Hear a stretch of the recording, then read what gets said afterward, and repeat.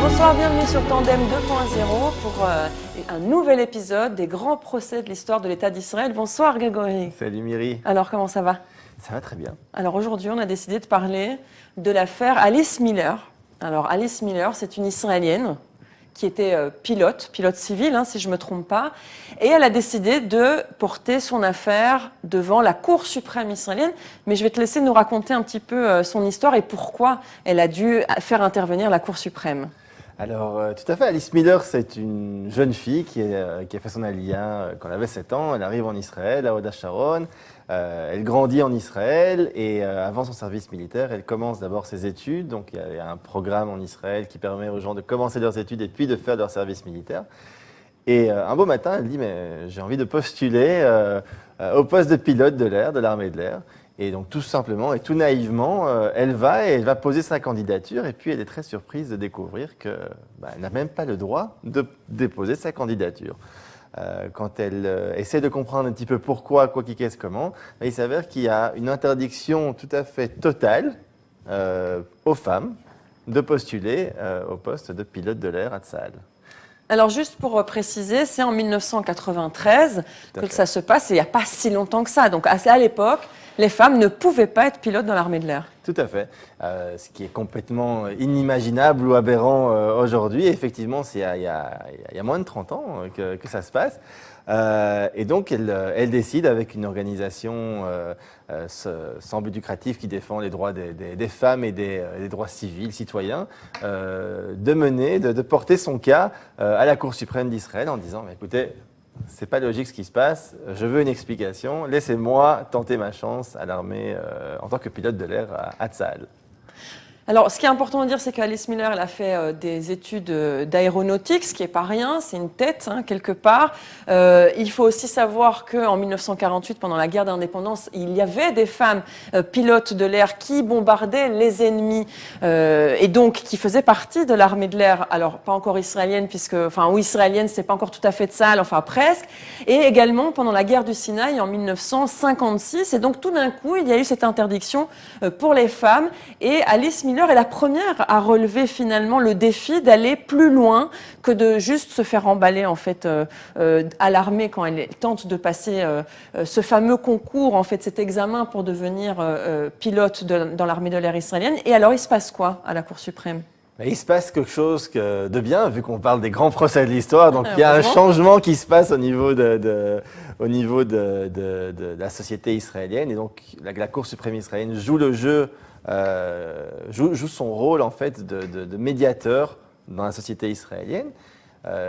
Et qu'on vient, en fait, au bout d'un procès qui nous paraîtrait aujourd'hui tout à fait logique, basique et simple, sans avoir trop d'arguments juridiques compliqués, qu'il n'y a aucune raison d'interdire à une femme de tenter sa chance, à moins que, bien évidemment, il y ait des limitations physiques ou professionnelles ou autres, mais le fait d'être une femme ne peut pas, en tant que soi, l'empêcher de postuler au poste de pilote de l'air à Tsahal. Alors, donc Alice Miller gagne son procès. Ça ouvre évidemment la voie à d'autres femmes, puisque tout d'un coup, il n'y a plus cette limitation. Par contre, elle n'a pas réussi, malheureusement. Alors, elle n'a pas réussi, elle n'est pas passée. Malheureusement pour elle, elle n'a pas pu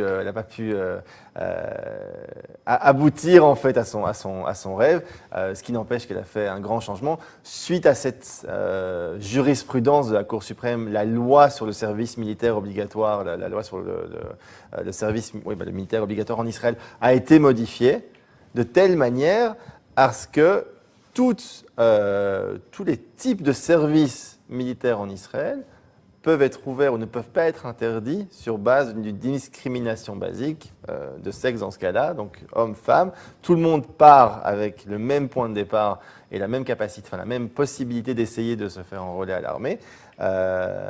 Et donc c'est un grand changement qui a été fait à ce niveau-là, au niveau de la loi, et c'est vraiment la justice qui vient et qui fait en sorte que la loi change et qui va changer un petit peu les mentalités en Israël et qui va changer aussi la manière de voir la femme dans Tsahal, et pas uniquement comme une simple fonctionnaire ou comme quelqu'un qui va s'occuper des problèmes sociaux, des problèmes de ressources humaines, mais des combattants comme les hommes, du moins sur le papier. C'est ce que j'allais dire, sur le papier. Et puis effectivement, il y a des exemples de femmes combattantes dans les unités même d'élite de Tsahal. Il y a des femmes pilotes aujourd'hui, alors pas très nombreuses, il y a quand même beaucoup plus d'hommes, mais tout de même des femmes qui y parviennent. Mais tout de même, alors sur le papier, les femmes sont égalitaires, elles pourraient prétendre à n'importe quel poste. Par contre, on voit que dans certaines unités, dans certains, comme par exemple les tankistes, je pense aux tankistes, c'est un peu plus compliqué que juste une décision de loi.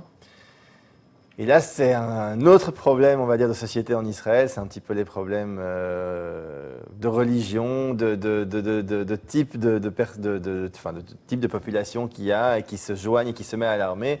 Alors, en théorie, il n'y a aucune raison qu'une femme ne puisse pas conduire un tank ou ne puisse pas se battre aux côtés d'hommes dans un tank.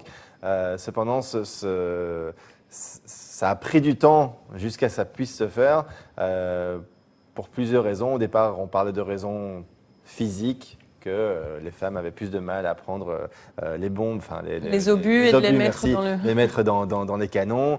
D'autres que c'était trop compliqué, que leur temps de réaction était trop long.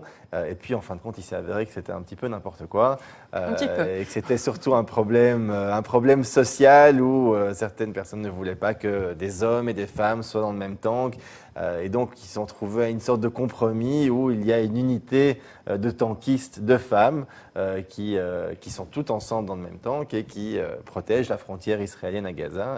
Mais ça a fait aussi beaucoup de bruit. Et malheureusement, le fait que la loi existe sur le papier ne veut pas dire automatiquement qu'il n'y a pas d'obstacle dans la réalité, quoi. Le problème aussi, c'est le côté ou le fait qu'il y ait de plus en plus de religieux dans l'armée, ce qui finalement est bien, c'est voilà, que chacun puisse prendre sa part dans la défense du pays, mais ça implique aussi que certaines promiscuités entre hommes et femmes soient refusées par ces religieux-là, puisqu'ils ne veulent pas être tout près des femmes. Je pense par exemple aussi aux sous-marins. Dans les sous-marins, il n'y a pas de femmes en raison de cette promiscuité, non pas parce que les femmes y sont interdites par rapport à la loi, par rapport au texte, mais tout simplement parce que là encore, il y a peut-être des changements de mentalité à effectuer. Peut-être, est-ce que la loi, Greg, est-ce que la justice pourrait faire quelque chose pour aider les femmes qui aimeraient être tankistes dans des unités mixtes peut-être, ou alors participer à la bataille sous-marine? Oui, quand on lit le changement de loi qui a été opéré dans la loi sur le service militaire, la raison d'un refus d'une femme de pouvoir postuler à un poste de combattant à Tsahal est très claire. C'est uniquement pour des raisons qui devraient être telles qu'ils ne puissent pas physiquement faire ce travail. Et ce qui n'est pas le cas aujourd'hui pour la plupart. On voit des femmes dans l'unité de Magav, par exemple. On voit des femmes à Caracal, qui est une unité d'infanterie. Je veux dire, elles sont partout, il n'y a aucune raison. Après, cette exposition, je pense aussi, c'est quelque chose qui n'est pas toujours très facile à avoir, à venir, à signer, à s'exposer un petit peu devant tout le monde avec son problème.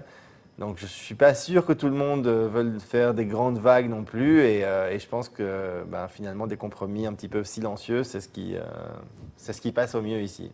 Et alors finalement, Alice Miller, elle, vous l'avez dit, c'était plutôt facile, mais ça a duré quand même plusieurs mois, je crois, si je ne me trompe pas, presque 2 ans de procédure judiciaire, non pas parce que son dossier était compliqué, mais parce que la loi et la justice, ça prend du temps, et peut-être que on n'a pas toujours envie, comme vous l'avez dit, de s'exposer, ni même de s'embarquer dans un processus qui peut être très long. Quelles sont les leçons qu'on peut tirer de cette affaire Alice Miller? Plusieurs, j'ai envie de dire. La première, déjà, c'est que le tribunal il est ouvert à tous. Qu'une simple entre guillemets, parce qu'effectivement c'est quelqu'un de toujours relativement intelligent et relativement apparemment talentueux, mais une simple personne lambda qui se sent touchée par des règles de l'État peut se tourner vers la Cour suprême et demander des explications, demander que quelque chose se passe, et ça se passe, ça se fait, et ça change les mœurs, surtout dans un pays comme Israël, où la société, c'est en fait un mix de plusieurs tribus, de plusieurs styles, de pays, de cultures différentes. Et donc, c'est vraiment important que cette Cour suprême soit là. La deuxième chose, je pense, c'est que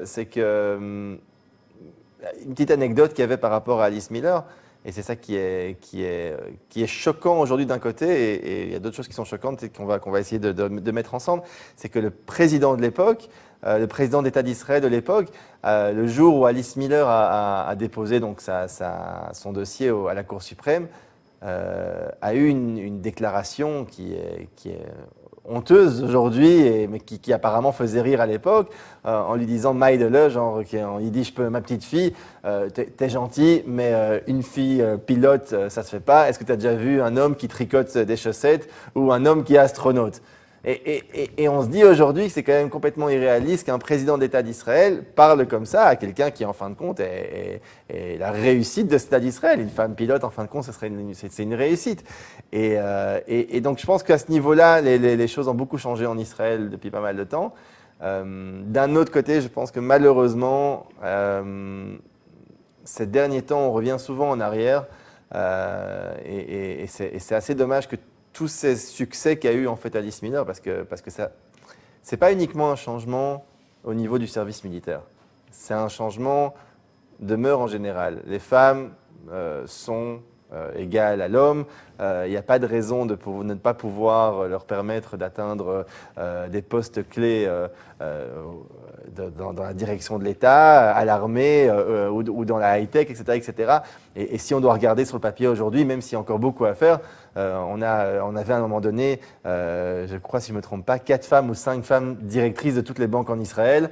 On avait des femmes qui étaient générales à l'armée, etc., etc. Je veux dire, on avait quelque chose qui se passait. J'ai juste peur que ces dernières années, on retourne un petit peu en arrière pour des raisons malheureusement qui ne sont pas toujours très saines, j'ai l'impression. Mais je pense voilà, qu'Alice Miller, elle a fait d'un petit cas personnel où elle se disait mais merde, j'ai envie d'aller, j'ai envie d'être pilote, il y a pas de raison que je puisse pas le faire. Elle a réussi à changer un texte de loi.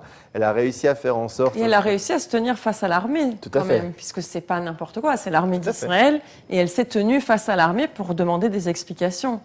Je ne vais pas être aussi pessimiste que vous, et je suis une femme que toi, pardon. Oui. Mais c'est l'avocat qui me fait, voilà. Hein. Mais je ne vais pas être aussi pessimiste. Pourquoi? Parce que même s'il y a des retours en arrière, et on le voit qu'il y a eu des femmes pilotes dans l'armée avant même la création de l'État d'Israël, en tout cas pendant la guerre de l'indépendance, on fait souvent des retours en arrière.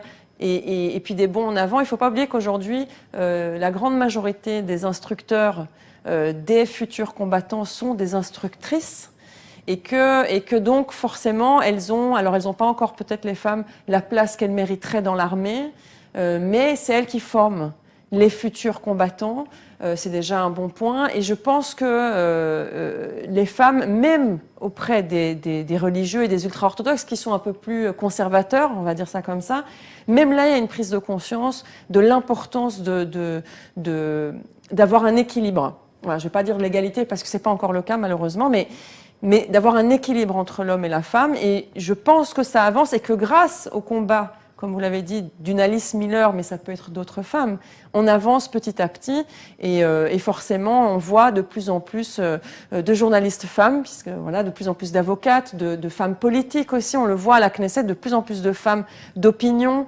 des meneuses d'opinion, etc. Et je pense que c'est aussi dû à l'évolution de la société. Et encore une petite anecdote qui montre à quel point c'est important de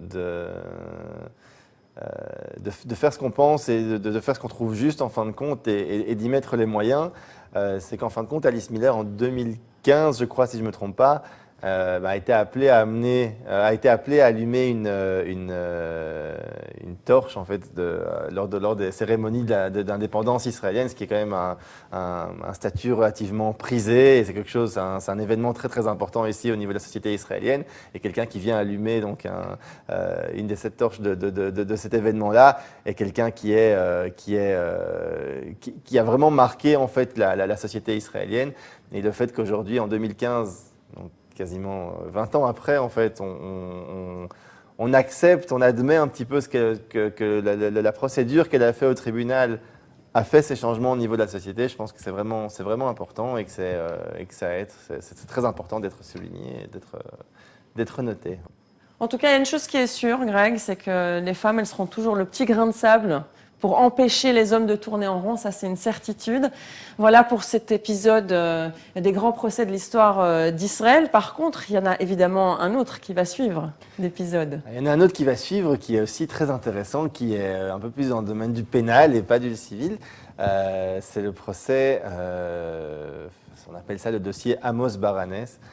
C'est un dossier très très intéressant pour les pénalistes, où on a inséré en Israël la possibilité d'effectuer des tests ADN pour innocenter ou le contraire dans ce cas-là, on verra un petit peu, mais pour pouvoir aider ou donner cet outil à des personnes qui sont accusées, qui prétendent ne pas avoir fait leur crime, ne pas avoir fait ce crime-là. Et donc c'est quelque chose qui a changé le droit pénal en Israël et c'est très, très, très, très, très intéressant. Oui, et on ne va pas en dire plus puisque ce sera pour le prochain épisode des grands procès de l'État d'Israël, un petit peu les experts à Miami, NCIS, les experts à Jérusalem. Voilà, merci beaucoup Greg. Merci Myri. Et voilà, il n'y a plus qu'à vous souhaiter une très bonne soirée et à la prochaine fois.